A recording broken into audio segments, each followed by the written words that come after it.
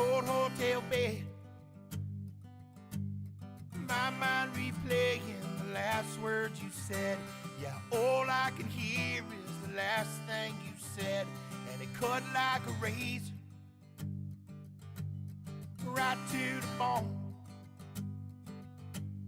You said I can't do this all on my own.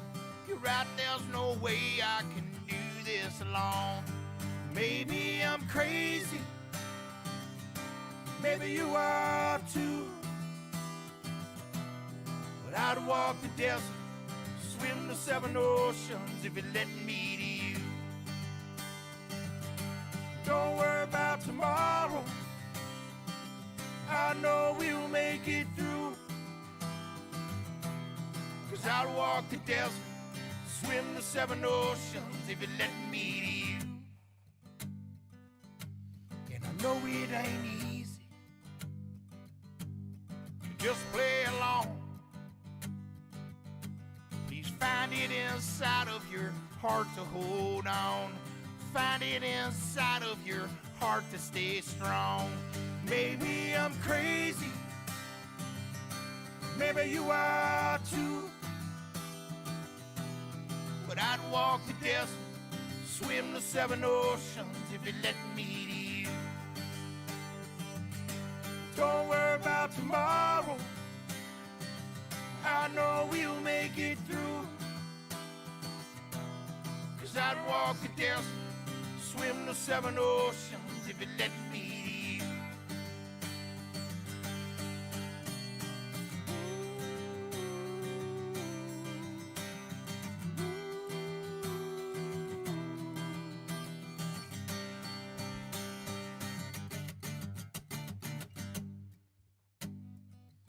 So let's pick up them pieces wherever they fall. No matter the battle, I'm here for them all. Yeah, bring on the battles, I'm here for them all. Maybe I'm crazy, maybe you are too,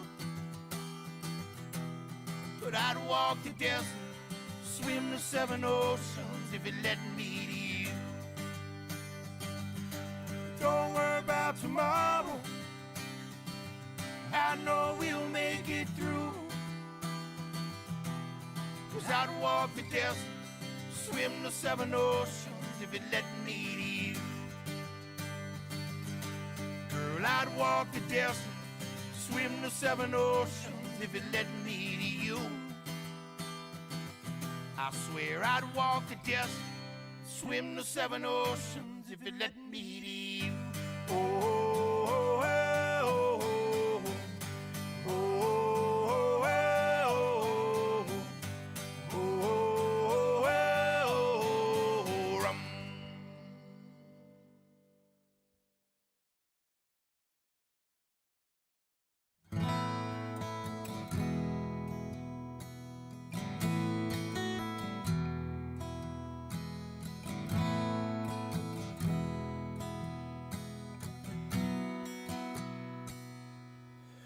She'd trade Colorado if he'd take her with him, and closes the door before the winter lets the cold in,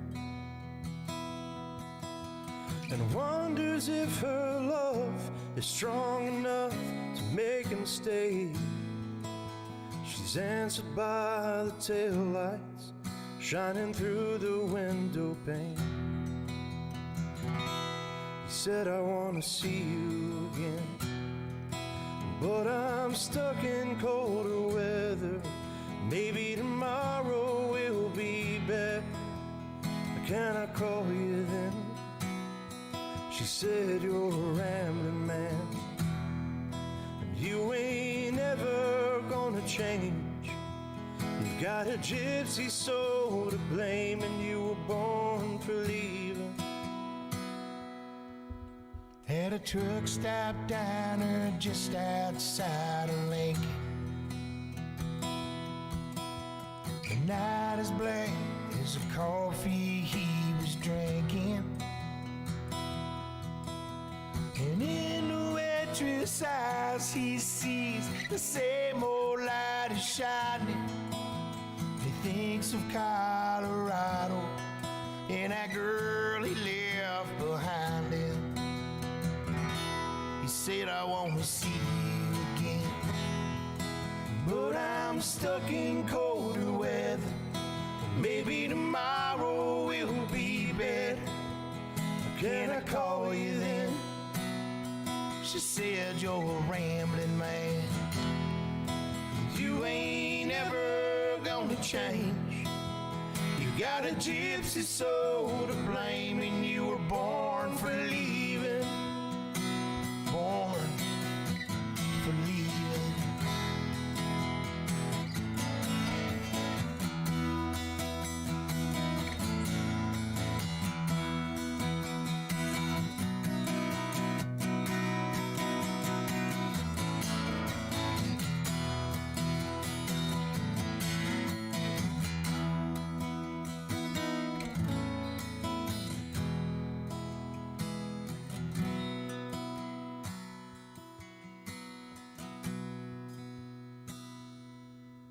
And in the rear view he can see a fire glow.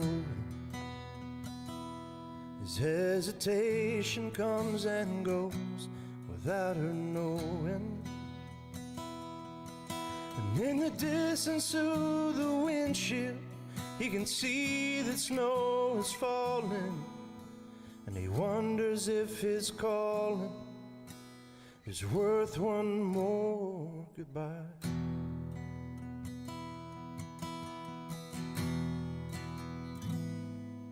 Said I want to see you again, but I'm stuck in colder weather. Maybe tomorrow it will be better.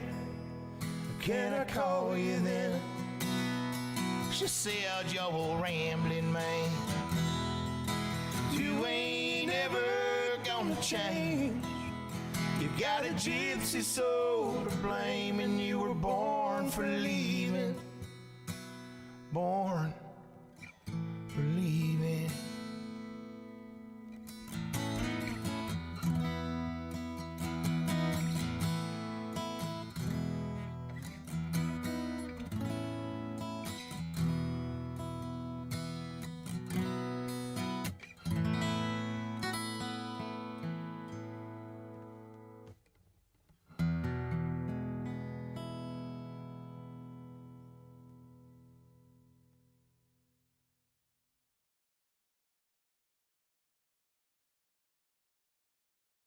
We just played a show with Kid Rock and Willie Nelson. We're going to Kid Rock's house. It's like 2 a.m. Most everybody's sleeping except for, I think, Zach and I and Clay. And we're literally just walking through Kid Rock's massive studio, just looking at all the toys. And he just walks in and sits down and starts playing the opening part of it. And I was like, yes! He's like, what? I was like, that's it. Like, that's the thing. That's exactly it. And it kind of just, like he said, just out of thin air, which is the fun part, you know?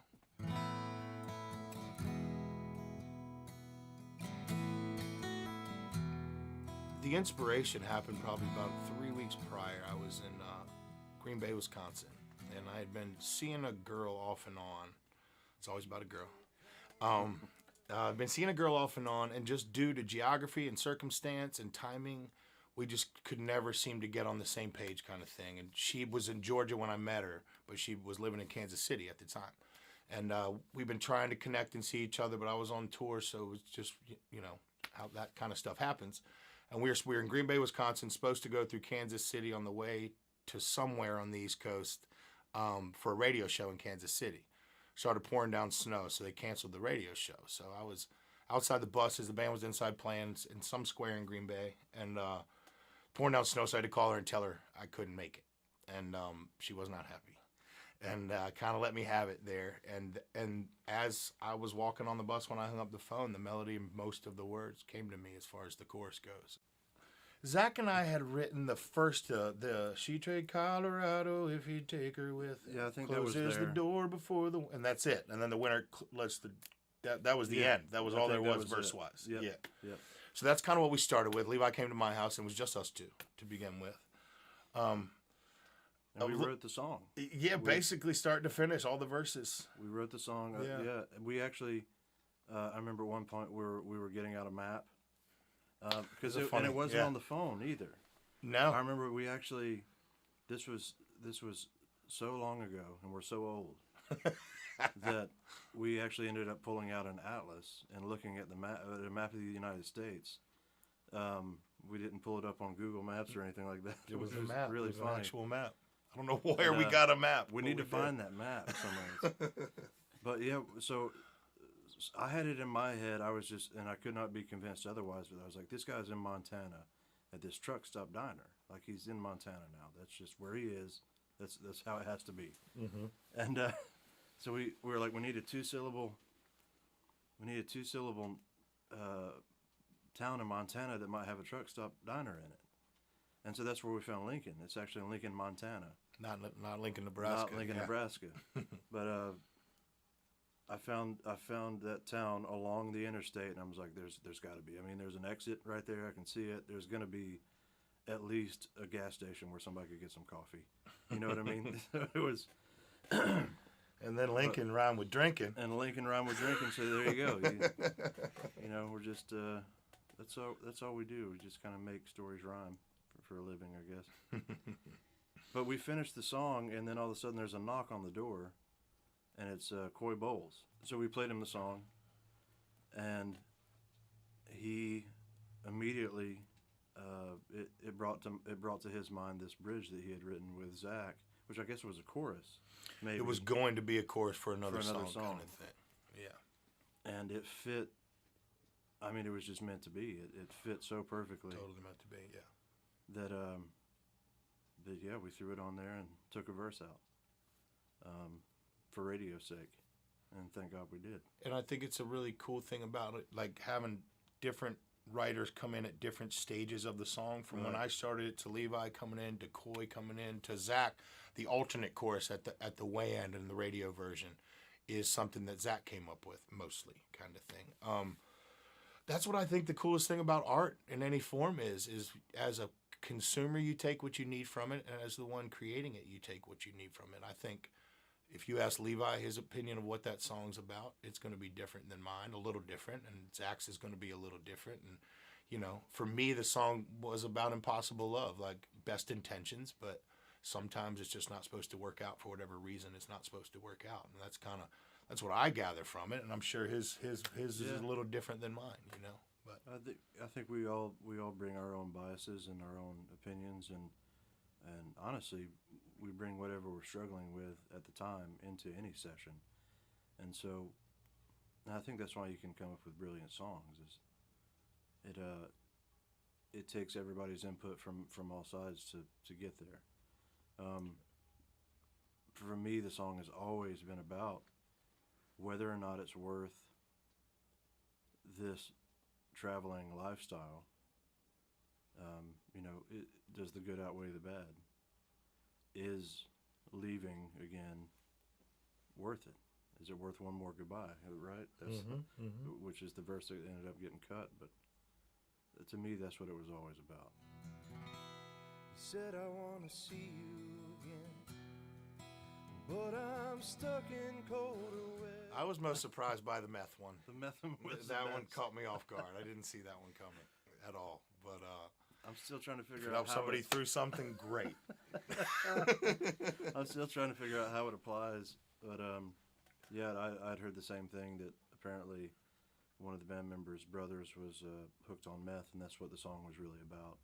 Which is a serious matter, of course. Not saying that, but it was pretty wild to hear that. And it just couldn't be further from the truth. So it was very interesting to learn that about the song that you had written. that it in fact was about methamphetamine. It's surprising. At a truck stop diner just outside of Lincoln, the night is black as the coffee he was drinking. Everything changed when I got the call that it went number one. First of all, I was in Thomaston, Georgia. I was playing a barbecue competition / music festival called Smoke on the Water, and they called me and told me the song went number one. Well, I didn't believe them, because it was April 1st. So I was like, right. I said bullshit. And I hung up the phone. They called me back. They told me, it was like, look, I'm not in the mood. Like, whatever. It finally, they had to get Wyatt to call me because he was the only one that I would believe.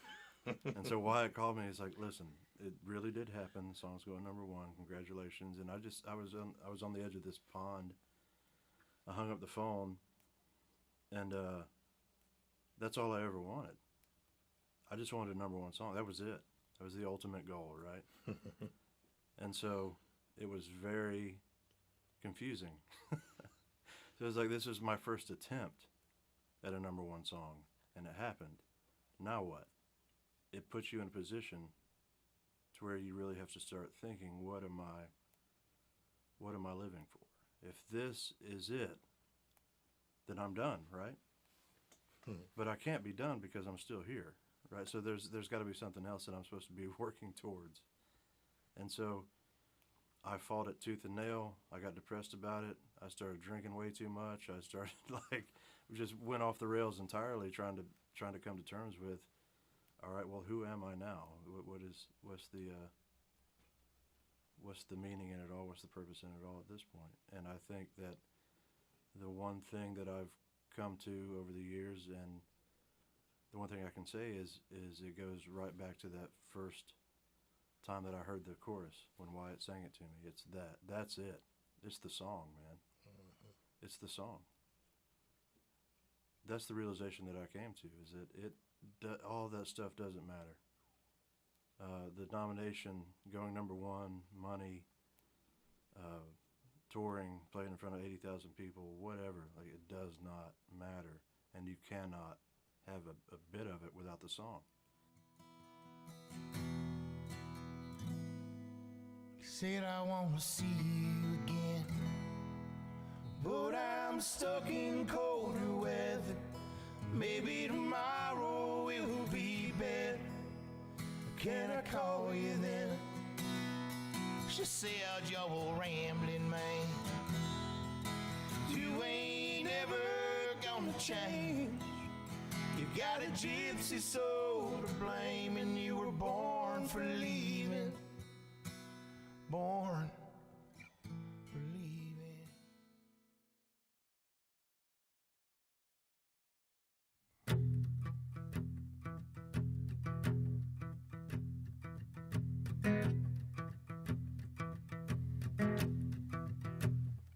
Lost in a bottle, swimming in women, making up a new definition of sinning. Got a little too good and some really bad living. I was running wild,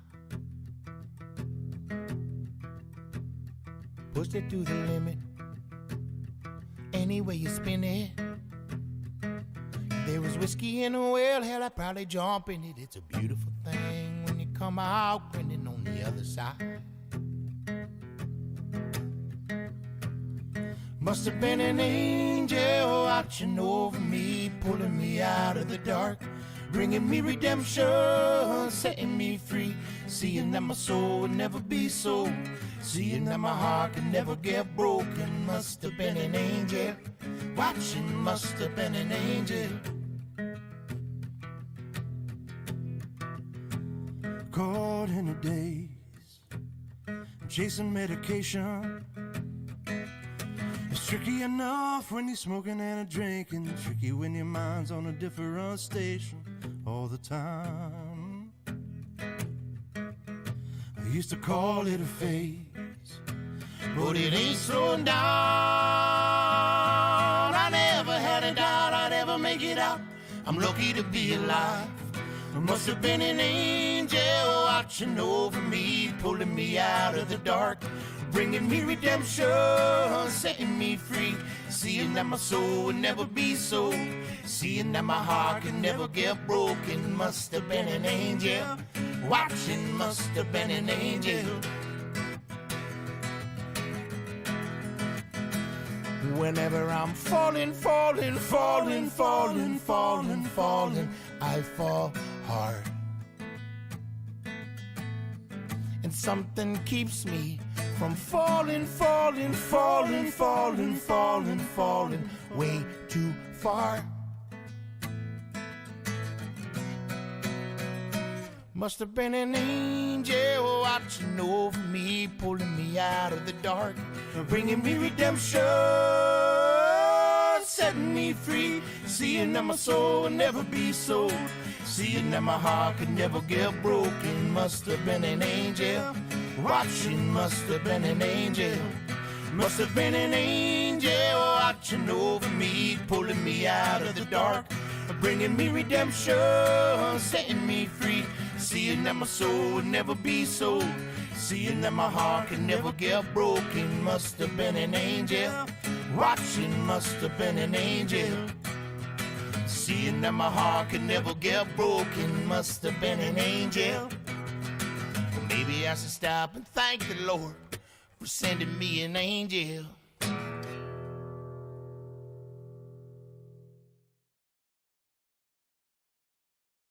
Hey, I'm Wyatt Tourette with Yesterday's Wine.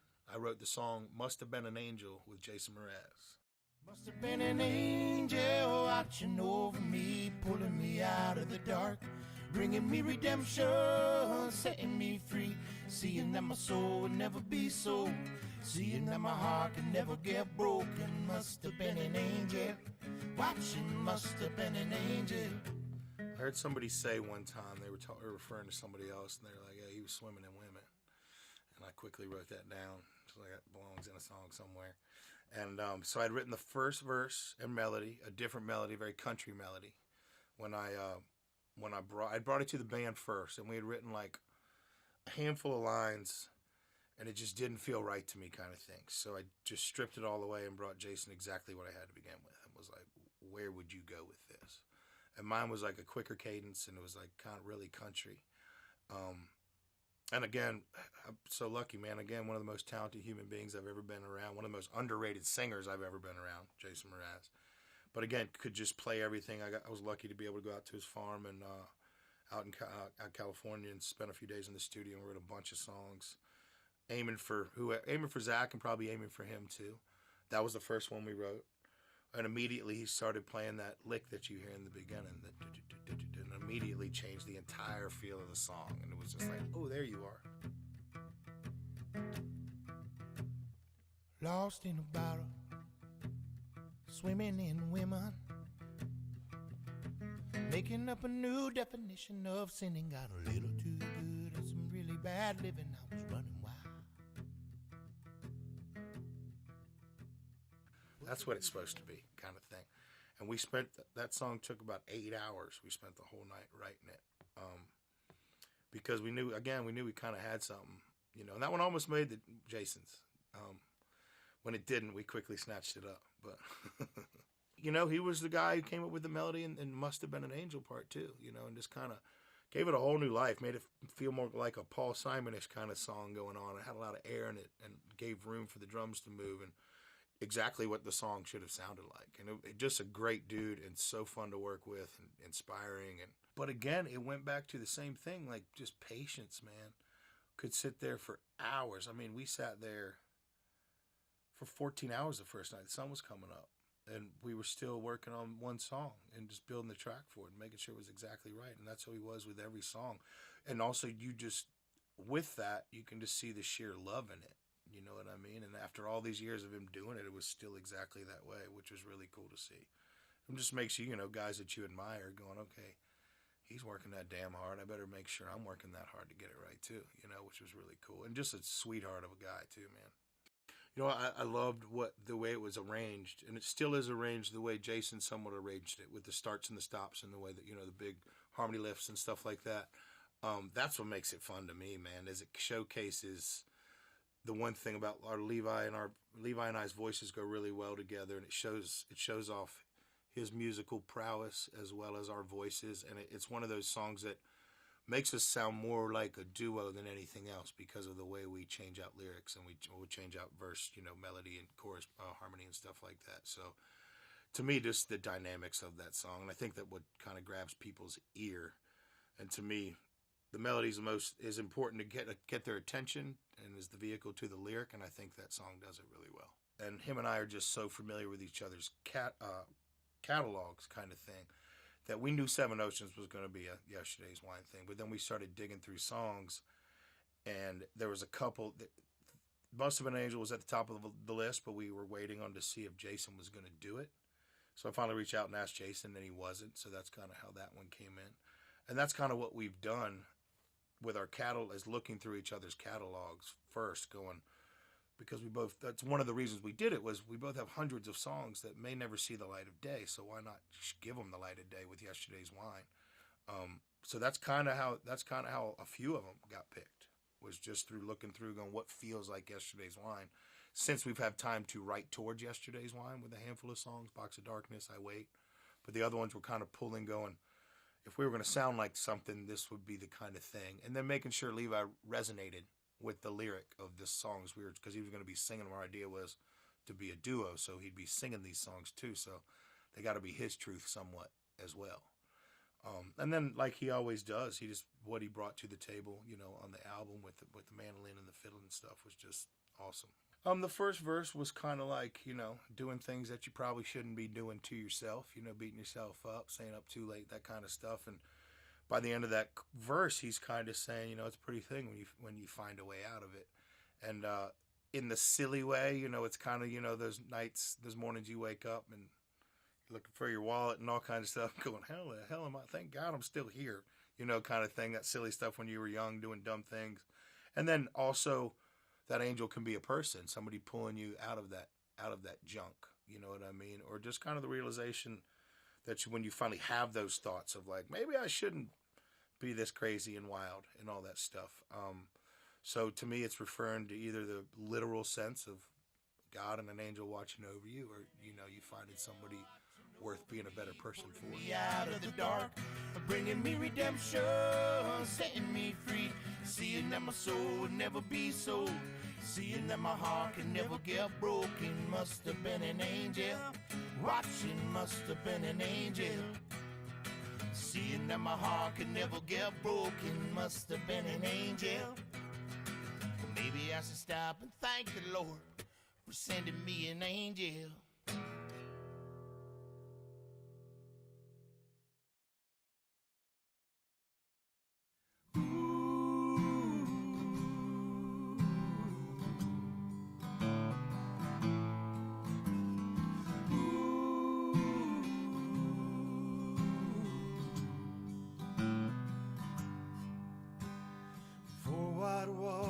Single bed, all I do is count the ceiling. I tried to give this rusted heart away, but even thieves won't steal. And outside the silver lining of this hotel, neon shining brings a different kind of dying. It's keeping me awake. So grant me a little more time, a strong wind to take me home again. Mama, hold me tight, and the box I keep my darkness in. The lake is wide awake as the moon drops like a fist. If the devil's in the give and take, he can take me just like this.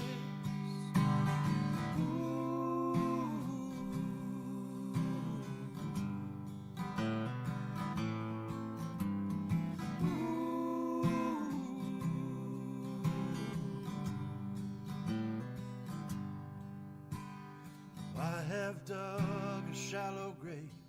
I've been Cain when I was able. I have taken perfect love, left it on the table. For all my sins and crimes, redemption I'll never find. I'm asking just one time, will you forgive me?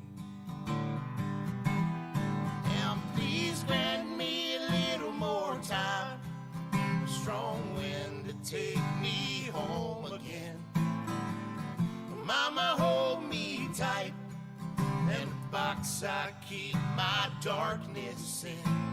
The lake is wide awake as the moon drops like a fist.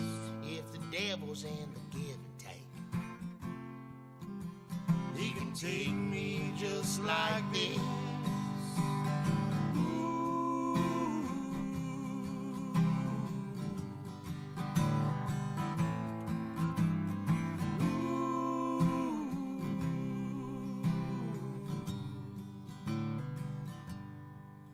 So grant me a little more time, a strong wind, take me home again. Mama, hold me tight, and a box I keep my darkness in. The lake is wide awake as the moon drops like a fist. If the devil's in the give and take, he can take me just like this. If the devil's in the give and take, he can take me just like this.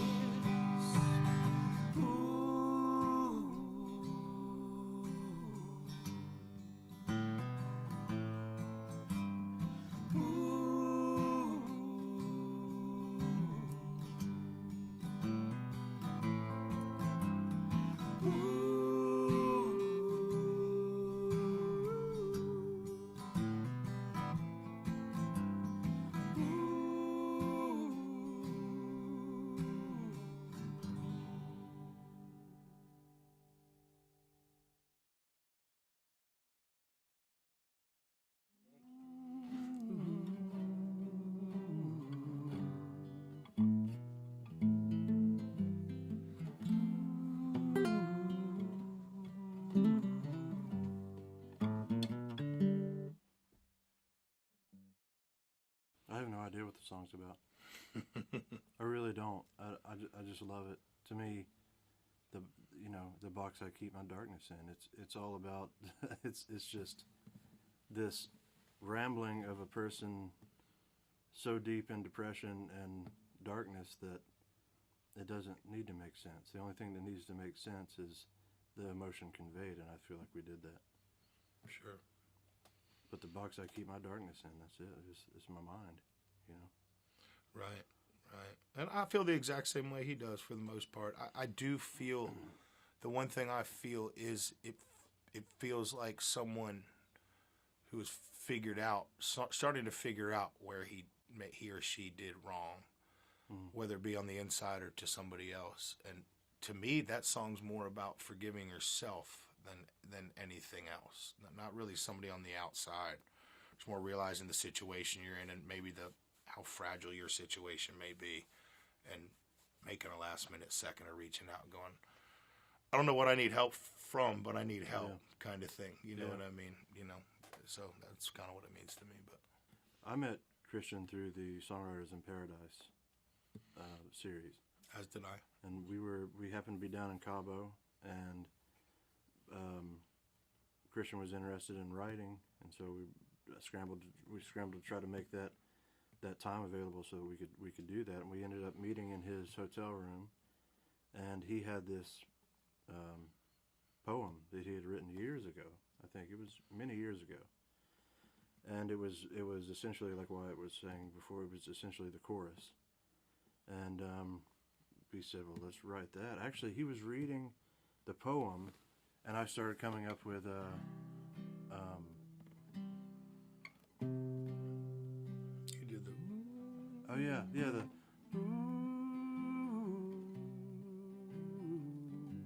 basically as he was reading the poem, and it seemed to, again, just one of those things that came out of nowhere and Immediately set the mood for the song. Immediately.